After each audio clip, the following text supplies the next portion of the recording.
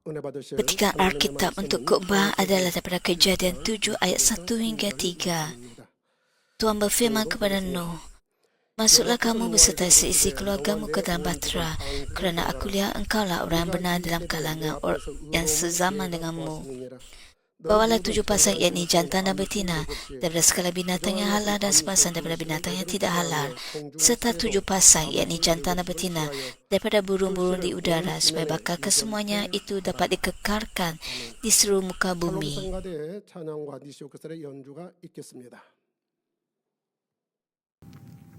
사랑하는 성도 여러분, 전 세계 및 전국의 Saudara dan saudara yang saya kasih dalam Tuhan Yesus, semua anggota Mamin dari gereja cawangan dan gereja tempatan, penonton GCN dan semua anak Tuhan menghadiri ibadat ini dalam talian. Inilah penjelasan tentang kejadian sesi keras 101. Bahtera Nuh tetap selamat walaupun berada di lautan di tengah-tengah hujan lebat dan ombak yang ganas. Ombak besar yang cukup tinggi untuk menutupi bumi. Betapa kuatnya arus tersebut, arus yang bergelora. Tambahan pula, apabila angin bertiup dengan kuat, ombak akan menghempas dengan dahsyat. Hal ini kerana bahtera Nuh dibina menurut nisbah reka bentuk yang dinyatakan oleh Tuhan.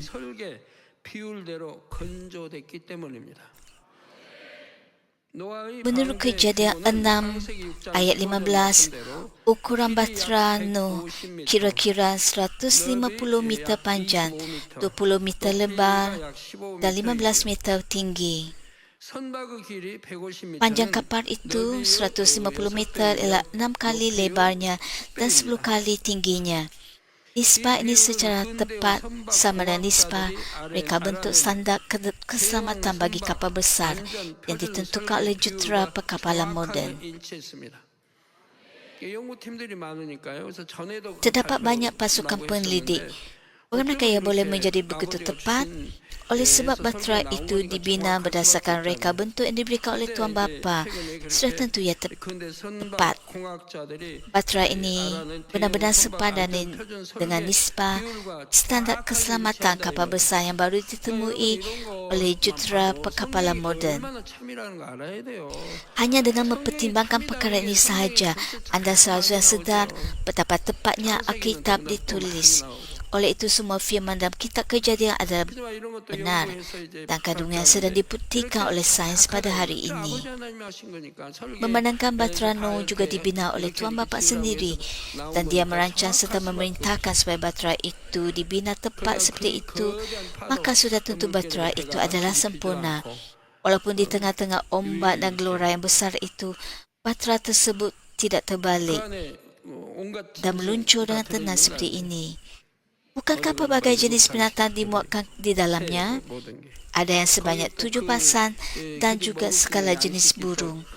Tentunya bahtera itu juga dipenuhi oleh bekalan makanan untuk dimakan oleh binatang-binatang tersebut. Tambahan pula pada tahun 1992, Institut Penyelidikan Maritim Korea atas permintaan Persatuan Sains Penciptaan Korea telah menjalankan eksperimen mengenai bahtera Nuh dari sudut kejuruteraan perkapalan dan menerbitkan hasil penyelidikan tersebut. Hasilnya telah dibuktikan secara saintifik bahawa bahtera Nuh cukup kuat untuk tetap utuh walaupun di tengah-tengah penghakiman banjir besar. Bahtera Nuh yang direka sendiri oleh Tuhan benar-benar cukup selamat untuk dengan mudah menahan ombak setinggi 30 meter. Jika ombak setinggi 30 meter, hal itu benar-benar luar biasa besar. Bahtera itu direka untuk dapat bertahan dengan mudah walaupun menghadapi ombak sebesar itu. Dikatakan bahawa bahtera secara rohani melambangkan firman Tuhan. Oleh itu, ingatlah bahawa jika anda hanya tinggal dalam firman Tuhan, iaitu bahtera rohani itu, anda akan tetap selamat tidak kira apa-apa pun ujian yang datang. Saudara dan saudari, penghakiman banjir besar bermula dari Kejadian bab 7. Dalam ayat 1, Tuhan menyuruh Nuh masuk ke dalam bahtera bersama keluarganya sebelum dia menurunkan hujan. Tuhan dengan jelas menyatakan sebab dia menyelamatkan Nuh dan keluarganya daripada penghakiman banjir besar. Dia berfirman, 바로 Aku lihat engkaulah orang yang benar dalam kalangan yang sezaman denganmu. 내가 보았음이니라 말씀하신 것입니다. Hakikatnya adalah pada waktu itu hanya Nuh yang diakui sebagai orang benar di hadapan Tuhan. Seseorang yang tidak benar pada pandangannya sendiri, tetapi benar di mata Tuhan akan menerima berkat yang luar biasa seperti Nuh. Nuh menerima berkat diselamatkan, bukan saja dirinya sendiri tetapi juga seluruh keluarganya. Tambahan pula Nuh digunakan sebagai alat berharga untuk memenuhi ketentuan besar Tuhan. 또한 노아는 하나님의 크신 섭리를 이루는 Terdapat juga satu lagi berkat yang diterima oleh Nuh. Ketika penghakiman banjir besar bermula, cahaya asal mengelilingi bumi telah ditarik balik sepenuhnya. Tapi Nuh masih dapat hidup di dalam ruang yang dikelilingi oleh cahaya tersebut. Tuhan mengelilingi bahtera Nuh dengan cahaya asal di tengah-tengah banjir itu. Oleh itu, manusia dan binatang di dalam bahtera menerima perlindungan khas daripada Tuhan. 그래서 방주 안에 있는 사람들과 짐승들은 하나님의 특별한 Dalam Kejadian 1 ayat 3, apabila Tuhan berfirman, "Jadilah cahaya," pada hari pertama penciptaan, cahaya asal itu mengelilingi langit pertama termasuk bumi. Oleh sebab itu, walaupun bumi ialah ruang jasmani, bumi masih tertakluk kepada hukum ruang rohani pada tahap tertentu. Cahaya penciptaan mengelilingi bumi itu mula ditarik balik sedikit demi sedikit sejak manusia Adam jatuh ke dalam dosa. Maksud saya, apabila manusia mula melakukan kejahatan, cahaya itu mula ditarik balik. Kemudian dengan bermulanya banjir besar, cahaya itu ditarik balik sepenuhnya. Akibatnya bumi menjadi ruang badani sepenuhnya dan hukum badani 100% diterapkan. Oleh itu, makhluk hidup di bumi memperlihatkan sifat badani tanpa sekatan. Binatang seperti singa dan harimau menunjukkan sifat ganas yang tersembunyi dalam diri. Walaupun binatang-binatang ini dahulunya jinak ketika dikelilingi oleh cahaya asal, kini sifat sebenar binatang itu telah terselah. Tambahan lagi, segala sesuatu di bumi mula merosot dan membusuk dengan lebih cepat mengikut sifat badani. Walaupun berada dalam keadaan selepas banjir seperti ini, Nuh hidup di dalam ruang yang dikelilingi oleh cahaya asal. Salah satu bukti bahawa perkara ini ialah jangka hayat Nuh. Nuh hidup sehingga umur 950 tahun, sama seperti manusia sebelum banjir. Sebaliknya, ada orang yang pada asalnya dapat hidup selama-lamanya tapi telah menjadi rosak, menjadi badani lalu binasa. Mereka ialah orang yang turun dari taman Eden ke bumi ini, mengambil hal badani dengan sesuka hati lalu menjadi manusia badani. Mereka dan keturunan mereka semuanya dimusnahkan dalam penghakiman banjir besar. Melalui hal ini kita dapat melihat betapa berbezanya kesudahan bagi orang benar dan orang tidak benar di mata Tuhan. Hal ini seperti yang tertulis Amsal 12 ayat 7. Orang durjana dijatuhkan sehingga mereka tidak ada lagi. Tapi rumah orang benar berdiri teguh. Orang fasik akan jatuh dan binasa, tapi rumah orang benar akan tetap berdiri teguh. Dengan cara ini, Nuh menerima keselamatan dan berkat kerana berpegang teguh kepada kebenaran di hadapan Tuhan dalam generasi yang penuh dengan kejahatan. Saya berdoa dalam nama Tuhan Yesus agar anda juga akan berpaling daripada perbuatan tidak benar dan melakukan apa yang benar di hadapan Tuhan. Sekarang, dalam ayat 2 dan 3 teks ini, Tuhan memberitahu Nuh jenis dan jumlah binatang yang perlu dibawa masuk ke dalam bahtera. Dia berfirman, bawalah 7 pasang, yakni jantan dan betina, daripada segala binatang yang halal dan sepasang daripada binatang yang tidak halal, serta 7 pasang, yakni jantan dan betina, daripada burung-burung di udara, supaya bakal kesemuanya itu dapat dikekalkan di seluruh muka bumi. Dalam Kejadian 6 ayat 19 hingga 20, Tuhan memerintahkan supaya sepasang iaitu jantan dan betina daripada segala makhluk yang hidup dibawa masuk ke dalam batra. Mengapakah dalam ayat 2 dia memerintahkan supaya 7 pasang binatang halal dan burung serta 2 pasang binatang tidak halal diselamatkan? Perintah dalam Kejadian 6 ayat 19 untuk membawa jantan dan betina daripada setiap makhluk hidup ke dalam batra adalah untuk dapat tetap hidup. Dengan kata lain, pada asasnya, seekor jantan dan seekor betina daripada setiap jenis binatang dibawa masuk ke dalam batra demi pemeliharaan spesies. Pada waktu itu, Tuhan bekerja sedemikian rupa sehingga binatang-binatang yang dipilihnya untuk tetap dapat hidup tertarik secara naluri oleh bunyi asas dan datang masuk ke dalam batra. Namun begitu dalam petikan Kejadian 7 ayat 2 hingga 3, Tuhan menetapkan binatang-binatang tertentu dan memerintahkan supaya binatang-binatang dibawa masuk secara 7 pasang jantan dan betina atau 2 ekor jantan dan betina. Perkara menarik perhatian di sini ialah hakikat bahawa Tuhan menyuruh Nuh memilih dan membawa masuk binatang halal dan tidak halal untuk ditambahkan ke dalam batra. Hal ini menunjukkan tekad Tuhan Bapa untuk memulakan pemupukan manusia melalui Nuh. Tambahan pula, hal ini mengajar kita bahawa menjadi anak Tuhan yang sejati seperti Nuh membolehkan kita menguasai segala sesuatu.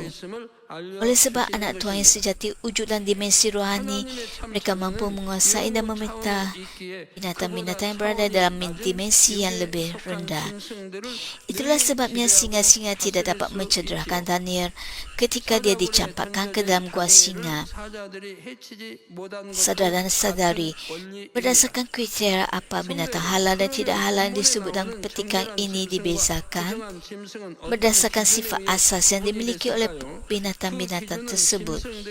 Semua binatang mempunyai sifat asas yang berbeza mengikut jenis tanah yang digunakan ketika binatang itu mula-mula diciptakan. Sebagai contoh, ada binatang yang mempunyai sifat licik, ada yang ganas dan ada yang tamak. Sebaliknya, ada juga binatang yang mempunyai sifat taat, ada yang lembut dan ada yang teguh.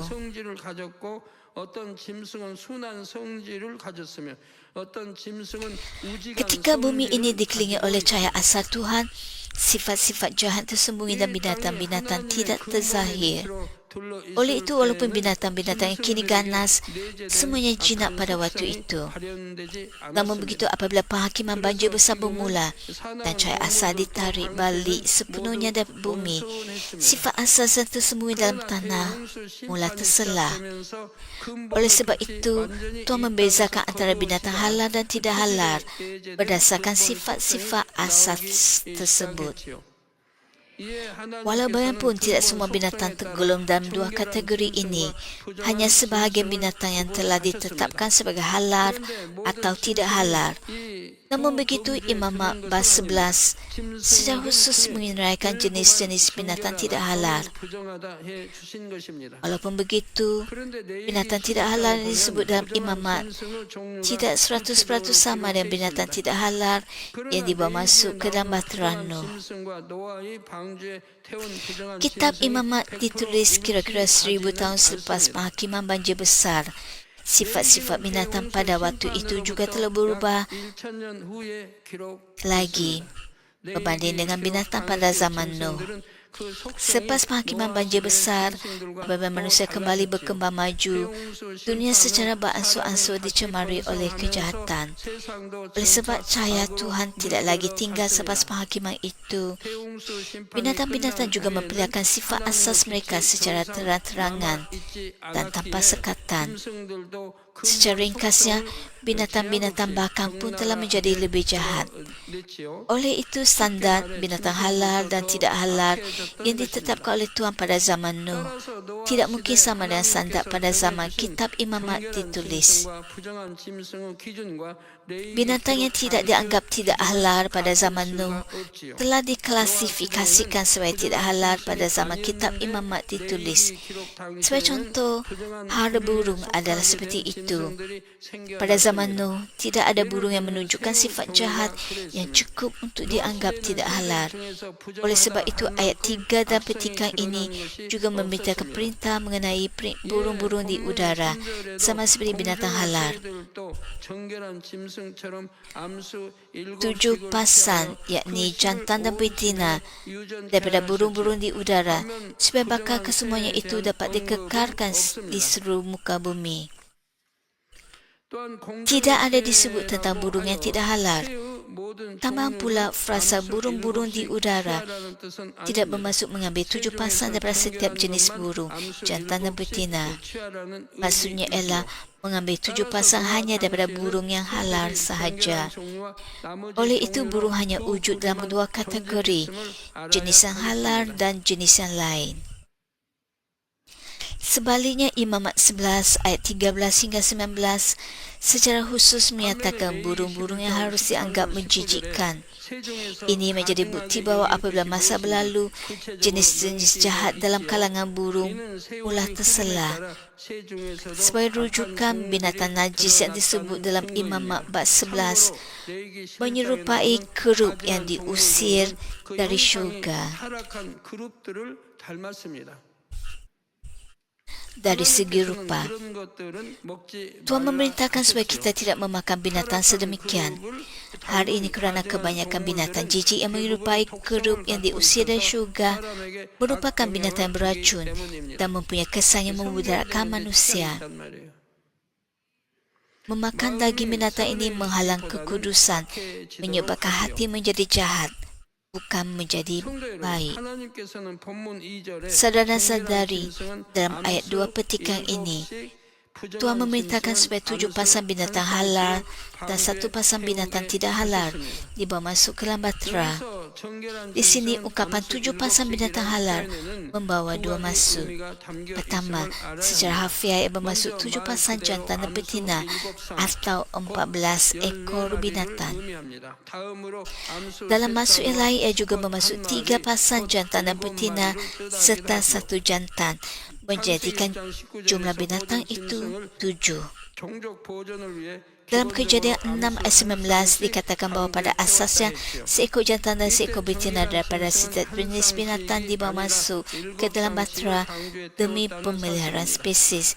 Pada waktu ini bukan hanya 1 pasang binatang halal yang dibawa masuk ke dalam batra, tapi 7 pasang. Binatang halal ialah binatang yang sangat jinak seperti lembu, biri-biri dan kambing.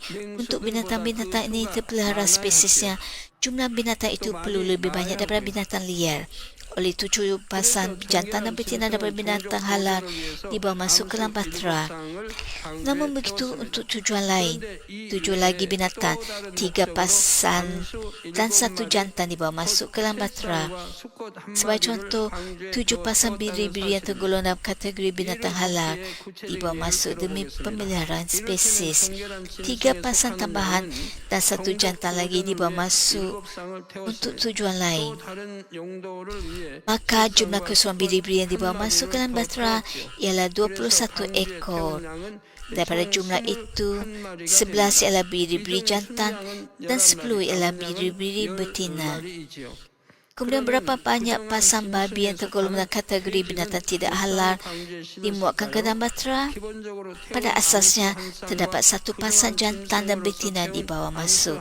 Dan 1 lagi pasang dibawa sebagai binatang tidak halal, menjadikan jumlah keseluruhan 4 ekor babi, 2 pasang jantan dan betina.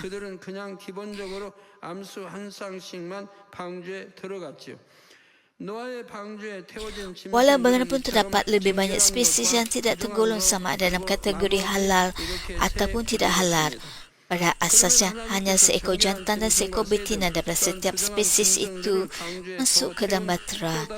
Oleh itu, binatang-binatang yang dimuatkan ke dalam batra Nuh dibahagikan kepada 3 kategori: halal, tidak halal dan yang selebihnya. 먼저 정결한 짐승의 용도를 말씀드리겠습니다. Oleh itu, 첫째, apakah tujuan lain 하나님께 Tuhan membawa 제사 드릴 binatang 때 halal dan 제물로 burung 쓰기 serta 위함입니다. binatang tidak halal ke dalam bahtera? 창세기 8장 20절에 Tujuannya adalah supaya selepas 대홍수 penghakiman banjir 심판은 besar, terdapat 강에서 kegunaan 나온 khas dalam 노아가 kehidupan manusia yang memerlukan 하나님께 binatang-binatang 번제를 tersebut. 드리는 Mula-mula 장면이 izinkan saya 나옵니다. menjelaskan kegunaan binatang 노아가 halal. 여호와를 Pertama, 위하여 ia digunakan 닭을 sebagai 쌓고 persembahan korban 모든 ketika 정결한 mempersembahkan 짐승 korban kepada Tuhan. 중에서 Dalam 모든 Kejadian 8 정결한 ayat 새 20, Nuh 중에서 mempersembahkan 태워 korban bakaran kepada 번제로 Tuhan. 밤에 Selepas 드렸다는 penghakiman 것입니다. itu dikatakan, 이처럼 lalu 하나님께서 Nuh 제사를 memberikan 드릴 sebuah 때는 masbah, 아무 iaitu tempat 짐승이나 mempersembahkan korban 타락시키지 bakaran kepada 않습니다. Tuhan. 반드시 Maka dia mengambil 정결한 beberapa ekor 짐승이나 daripada setiap 새를 binatang yang halal dan 제물로 daripada setiap 드렸습니다. jenis burung yang 이를 통해 halal. 우리는 Lalu 정결한 dipersembahkannya 짐승이란 korban 곧 bakaran itu di atas 제물이 masbah 될수 itu. 있는 Dengan 짐승임을 demikian, apabila 알 수 mempersembahkan 있지요. korban kepada Tuhan, 레위기 bukan 6장 sembarangan 7장의 binatang 제사법에 disembelih, 관한 hanya 규례가 binatang atau 자세히 burung 나옵니다. halal 제물로 dipersembahkan 드릴 sebagai korban. 동물도 Oleh hari ini kita 지정되어 dapat memahami bahawa 짐승 binatang 중에서는 halal 소, ialah 양, binatang yang layak 염소를, dijadikan 새 korban 중에서는 persembahan. 기들기를 제물로 드릴 수 있지요. Peraturan mengenai hukum 이처럼 korban 제물에 dijelaskan 있을 수 secara 있는 terperinci dalam Imam 동물, Bab 동물은 1 hingga 네 가지에 7. 불과합니다. Binatang-binatang yang boleh dipersembahkan sebagai korban juga telah ditetapkan seperti lembu, biri-biri dan kambing. Dan antara burung pula, burung merpati boleh dipersembahkan. Hanya terdapat 4 jenis binatang yang boleh digunakan sebagai korban. Hakikatnya adalah jenis-jenis binatang halal pada zaman Nuh tidak banyak berbeza. Namun begitu, apabila Nuh mempersembahkan korban bakaran pertama selepas penghakiman banjir, dikatakan bahawa dia mengambil beberapa ekor daripada setiap jenis yang halal dan daripada setiap jenis burung yang halal. Lalu dipersembahkan korban bakaran di atas masbah itu. Dia tidak hanya mempersembahkan seekor lembu. Sebelum bersama lembu itu, dia juga mempersembahkan seekor biri-biri, seekor kambing dan seekor burung merpati sebagai korban bakaran. Pada waktu itu, semua binatang halal yang dipersembahkan sebagai korban bakaran ialah binatang jantan. Itulah sebabnya Tuhan Bapa memerintahkan supaya satu lagi binatang halal jantan dibawa masuk. Jika hanya seekor jantan dan seekor betina daripada binatang halal dimuatkan ke dalam bahtera, akan menjadi sukar untuk mempersembahkan korban bakaran seperti ini. Jika korban bakaran dipersembahkan dalam keadaan itu, maka lembu, biri-biri, kambing dan burung merpati akan pupus pada saat itu juga. Dengan demikian, kita tidak lagi dapat melihat lembu, biri-biri, kambing dan merpati. Oleh itu, Tuhan memerintahkan Nuh supaya membawa 7 lagi binatang halal tambahan ke dalam bahtera, selain 14 ekor untuk pemeliharaan spesies. Hal ini kerana korban harus terus dipersembahkan kepada Tuhan, walaupun selepas penghakiman banjir besar. Korban merupakan saluran melalui yang manusia berkomunikasi dengan Tuhan. Selepas penghakiman banjir, manusia di bumi ini berkembang cepat. Pada masa yang sama, keperluan untuk mempersembahkan korban kepada Tuhan juga meningkat. Mengetahui hal yang akan berlaku pada masa hadapan, Tuhan menyuruh supaya binatang halal dibawa masuk ke dalam bahtera dalam jumlah yang mencukupi bagi manusia. Terdapat satu lagi kegunaan bagi binatang halal selain kegunaan ini. Kegunaan kedua binatang halal adalah sebagai makanan bagi orang percaya yang kepada Tuhan. Selepas banjir, Tuhan mengizinkan manusia memakan daging. Secara khusus dalam Kejadian 9 ayat 3, Tuhan berfirman, segala yang bergerak yang mempunyai hidup akan menjadi makananmu. Sebagaimana aku memberimu tumbuh-tumbuhan hijau, kini aku memberimu semuanya. Manusia hanya memakan sayur-sayuran sehingga penghakiman banjir. Namun begitu, selepas penghakiman banjir, manusia juga mula memakan daging. Hakikatnya adalah binatang yang dibenarkan sebagai makanan untuk manusia pada waktu itu ialah binatang halal. Nuh dan keturunannya menerima firman ini pada waktu itu ialah orang percaya kepada Tuhan. Oleh itu mereka faham bahawa mereka tidak boleh memakan sembarangan binatang, tetapi binatang halal sahaja. Dengan demikian, binatang halal diperlukan bukan saja sebagai makanan untuk manusia, tapi juga sebagai persembahan korban. Oleh sebab itu, jumlah binatang halal dimuatkan ke dalam bahtera adalah beberapa kali lebih banyak daripada binatang-binatang lain. Apabila singa melahirkan anak, jika kesemua anaknya hidup dan membesar dengan baik, binatang lain tidak akan dapat terus hidup. Kebanyakan anak singa mati kerana singa tidak dapat membesarkan anak. Namun begitu, apabila singa menjadi tua, sama ada singa betina ataupun singa jantan muda yang berkeliaran mungkin datang dan cuba menjadi penguasa wilayah itu. Jika singa jantan itu mengalahkan singa tua dalam pertarungan, singa jantan itu menjadi penguasa yang baharu. Kemudian 들어오게 singa 되면 itu memakan 이제 semua anak 그 singa di 집의 situ. 주인이 되려고 한단 말이에요. Singa jantan itu 그리고 memakan 싸우다 semuanya. 싸워서 이기면 이제 Singa 그 itu 주인이 membunuh 되는 거예요. anak-anak singa. 그럼 거기에 있는 Mengapa? 새끼들은 다 잡아먹어요. 다 잡아먹어버려요. 죽여버려.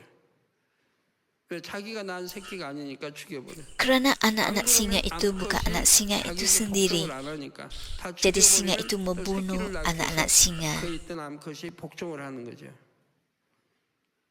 그렇게 이제 일반적으로 돼 있습니다. Jika 그런데요. tidak, singa betina tidak akan tunduk kepada singa jantan.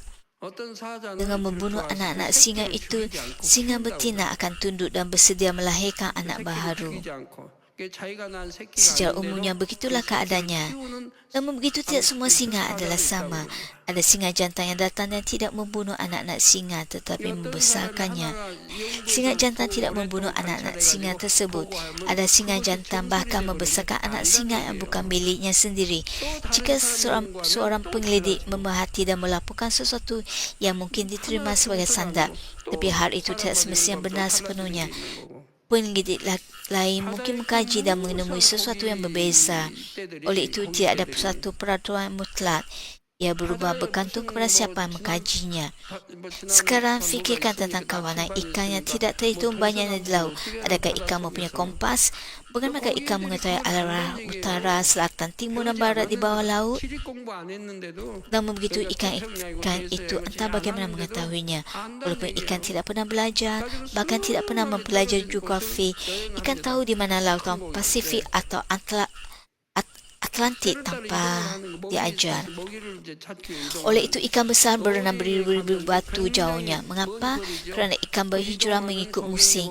Ikan bergerak untuk mencari makanan dalam rantaian makanan. Ikan melakukan perjalanan sangat jauh. Ikan tahu bahawa makanan akan ada apabila tiba di sana. Ikan mengetahui musim bunga, musim panas, musim luruh dan musim sejuk. Ikan tahu ke mana harus pergi pada setiap waktu. Itulah sebabnya ikan mengembara sejauh itu. Pokok persoalannya ialah ikan-ikan itu tahu. Sama seperti ikan salmon kembali ke tempat kelahiran untuk bertelur dan mati. Ikan salmon berenang jauh ke lautan Pasifik atau tempat lain. Tapi apabila tiba masa bertelur, ikan salmon kembali semula. Bagaimana ikan salmon mengetahui perkara itu? Manusia tidak mampu melakukannya. Manusia tidak dapat mencari jalan pulang tanpa panduan. Namun begitu, ikan dapat menemui jalan pulang. Ikan mengembara sejauh itu untuk meneruskan rantai makanan. Di lautan tidak ada apa-apa, tiada tanda arah. Namun begitu, ikan tetap dapat melakukannya. Saudara-saudara yang saya kasih, mengapakah Tuhan mengambil dua lagi daripada setiap binatang tidak halal, jantan dan betina? Tujuannya adalah untuk menyediakan makanan bagi manusia pada masa hadapan yang tidak akan percaya kepada Tuhan. Selepas penghakiman banjir, seiring peredaran masa dan keturunan Nuh semakin bertambah, muncul manusia yang tidak percaya kepada Tuhan. Mereka akan menangkap bukan saja binatang halal, tapi juga binatang lain untuk dijadikan sebagai makanan. Mengapakah kitab Kejadian pada mulanya hanya memintakan manusia memakan sayur-sayuran, tapi kemudian membenarkan manusia memakan binatang? Hal ini kerana manusia menjadi lebih jahat selepas manja Nuh, kerana mereka menjadi rosak. Apabila manusia menjadi jahat, mereka perlu mengamalkan perkara-perkara sedemikian untuk mendapatkan tenaga.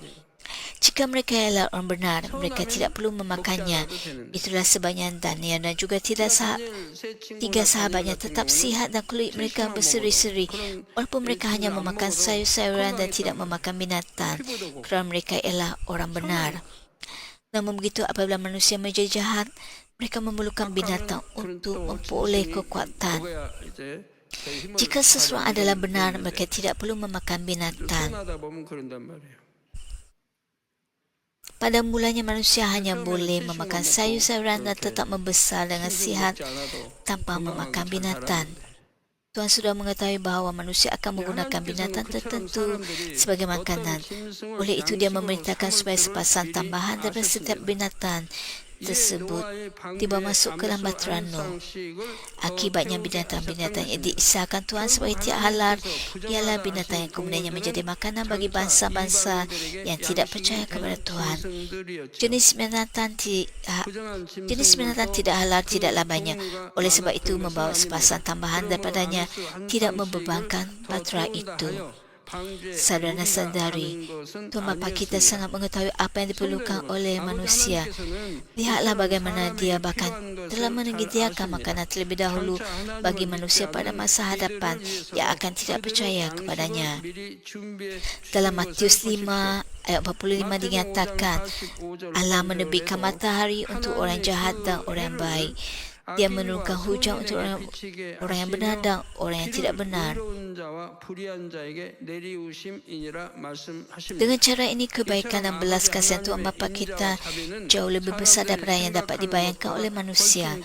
Walau bagaimanapun dalam kalangan orang percaya yang telah menerima autoriti untuk menjadi anak-anak Tuhan dengan menerima Yesus Kristus, bahkan ada yang tidak benar-benar memahami kasih Tuhan. Tuhan Bapa kita ingin memberikan yang terbaik apabila anak-anaknya meminta dengan iman. Orang yang sungguh-sungguh mengasihi Tuhan dan sangat dikasihi olehnya mengetahui betapa benar-benar tidak berkesudahannya kasihnya. Mereka juga tahu bahawa dia hanya ingin memberikan perkara-perkara yang baik. Namun begitu orang yang tidak mengasihi Tuhan dengan cara demikian tidak memahami kasihnya. Mereka memikirkan bahawa dia ialah Tuhan yang menakutkan. Sebenarnya Tuhan lambat marah dan suka memberi. Terlalu banyak orang salah faham terhadap Tuhan yang sedemikian. Dengan kata lain, apabila seseorang tidak mengasihi Tuhan atau tidak hidup menurut firman-Nya, mereka akhirnya salah faham terhadapnya. 그런 하나님을 오해하는 분들이 너무 많거든요. 즉 내가 하나님을 사랑치도 않고 말씀대로 살지 Hiduplah 않으니까 menurut 오해를 firman 하죠. Tuhan dan Tuhan akan 말씀대로 berfirman, 살아가라는. apakah yang patut aku berikan kepadamu? 여러분 가난한 분, 가난할 이유 하나도 없어요. Saudara dan saudara yang saya kasih, tidak ada sebab untuk siapa hidup dalam kemiskinan. Tuhan tidak berniat supaya anda hidup dalam kemiskinan, tapi supaya anda hidup dalam kelimpahan. Masalah yang terletak pada setiap individu. Hal ini kerana semua jawapan bagi setiap perkara terdapat dalam firman Tuhan.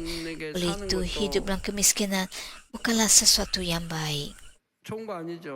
Anak Tuhan seharusnya hidup dalam kelimpahan, mengetahui cara berkongsi dan memberi. Tidak benar jika hanya meminta dan menuntut.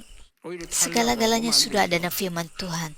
Rahsia kelimpahan, rahsia meningkatkan persepuluhan, dan rahsia menerima berkat, semuanya adalah firman Tuhan. Itulah perlu diajarkan kepada jemaah supaya mereka dapat menjadi makmur dan tidak ada seorang pun antara mereka yang sakit. Oleh itu, dia ialah Tuhan yang ingin memberikan yang terbaik apabila anak-anaknya meminta dengan iman. Yesus sangat memahami hati Tuhan Bapa.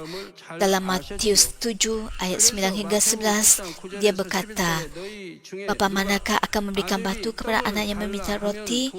Bapa manakah akan memberikan ular kepada anak yang meminta ikan? Kamu yang berdosa pun tahu memberikan yang baik kepada anakmu. Lebih-lebih lagi Bapamu yang di syurga, dia akan memberikan yang lebih baik kepada mereka yang meminta daripadanya. Selain itu, dalam Roma 8 ayat 32, Rasul Paulus mengaku dia tidak mengecualikan anaknya sendiri, tapi menyerahkannya untuk kita semua. Oleh itu, tidakkah dia bersama anaknya itu juga akan memberikan segala-galanya kepada kita dengan rela? Oleh itu, orang percaya harus percaya kepada Tuhan Bapa kita dan lebih setia. Mintalah dengan iman kepada Tuhan Bapa yang mengetahui segala sesuatu tentang anda dan dapat memenuhi semua keperluan anda. 어찌 그 아들과 함께 모든 것을 우리에게 은사로 주지 아니하시겠느냐 했습니다. Tuhan Bapa kita menunjukkan kasih dan memenuhi dalam lingkungan keadilan. Daripada pihak kita, kita mesti meminta untuk menerima. 모든 필요도 채워 주실 수 있는 아버지께 믿음으로 구하시기 바랍니다. Dalam Matius 6 ayat 33 dinyatakan,